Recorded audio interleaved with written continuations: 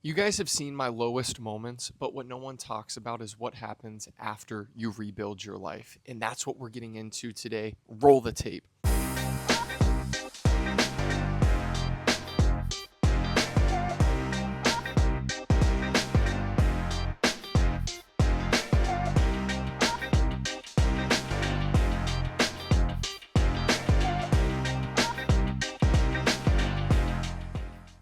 So if you guys are new here, my name is Nick.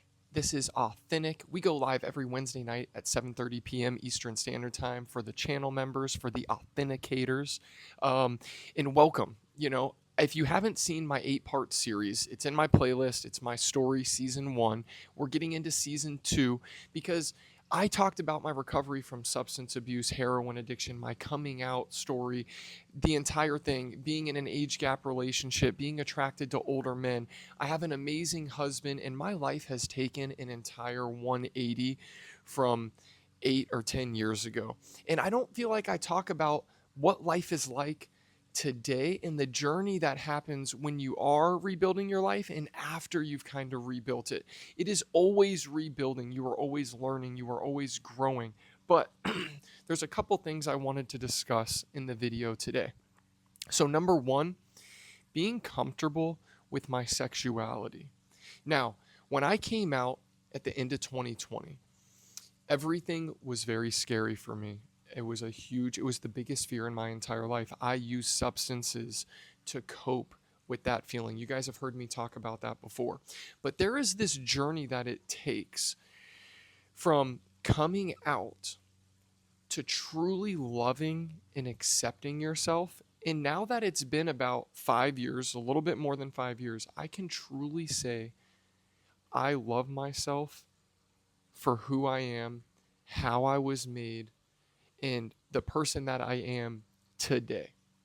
Now, that was not easy because after you come out and as you enter into relationships, there's an entire process of introducing your first ever boyfriend to your family, going to different social events, going out in public, and not only as a gay man, but somebody that is in an age gap relationship, which also comes with a whole bunch of backlash. So it was a journey, and it wasn't easy. And it has been, I can honestly say, I've been feeling really comfortable with myself for the past, like, I'd say year. So about 4.5 years or so of a journey that's gotten easier with time. And I want to say the biggest thing is having gay friends, meeting other people like us. I did not think that I needed to have gay friends. Okay. And the whole reason why we have them is because Mike, in his past relationship, had a couple gay friends. They sided with the ex, or however that whole situation played out. I'm not going to say exactly what happened, but either way, when we entered into the relationship together, we did not have any gay friends. He said, we need to have some. And in my first thought was, I don't need to have any gay friends. I got my friends from high school, the basketball team, at my recovery meetings, at work. What are you talking about? Well, we joined an LGBT sports league where we are located, and it was my mission to make friends. Okay, we succeeded. We made some amazing, truly amazing friends, and I'm talking like traveling together, going on trips.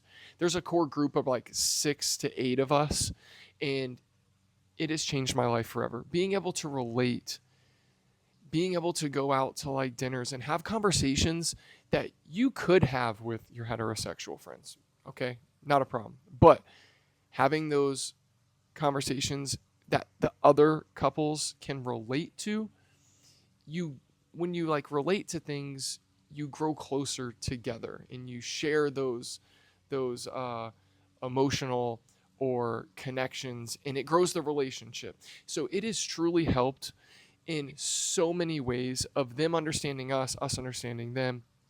That has helped me a ton with accepting who I am, loving myself, hearing their stories, feeling like I'm not alone.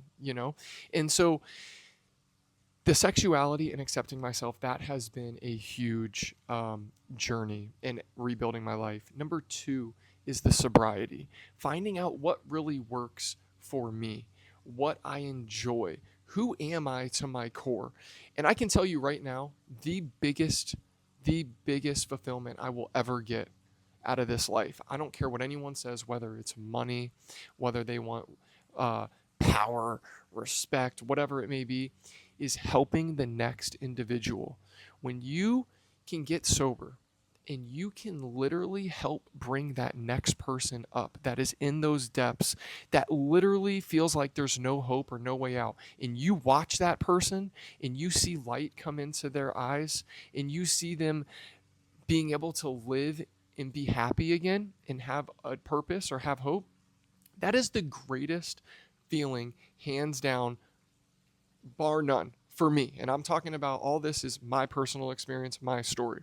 So, my sobriety, learning what works for me. I think loving myself, of course, is a big part of that, which what I talked in about step one, accepting my sexuality, huge.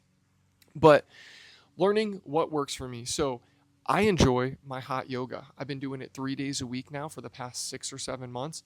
Absolutely has changed my life, not only physically, but also mentally. Learning to slow down, learning to breathe, learning to dealing with tough situations or life on life's terms, but remaining in a calm state, not letting my emotions go up and down and let my emotions run me or the situation. So, sobriety has been a huge rebuild. And I used to think going to my recovery meetings, that was all I really needed to do, but there is so much more to it. Number three, my work, having a career, going into the commercial real estate business the past 8 months or so. I was in the boat rental business before. We were supposed to sell it. It did not sell. I currently am still part owner of a boat rental business, but when it was supposed to sell, I went into the real estate thing. Now, this is like a big career change for me. I've always been a business owner. I owned a moving business. That's how I initially met my husband 8 years ago, but then we reconnected on the app. Owning the boat rental business, being an entrepreneur, whatever. This has been a big change for me, and I am absolutely loving it. I am a people person. I love talking with people. I love building those relationships. I love helping people and being able to like do that, but also make money and livable money. And then also, it's like a game. You know what I mean? You're connecting people, the landlords with the tenants, or the person that's buying to the seller, and making deals. I love it. It's been huge. So, all that being said, rebuilding my life has been a journey. And I think no matter what you're going through, it takes time.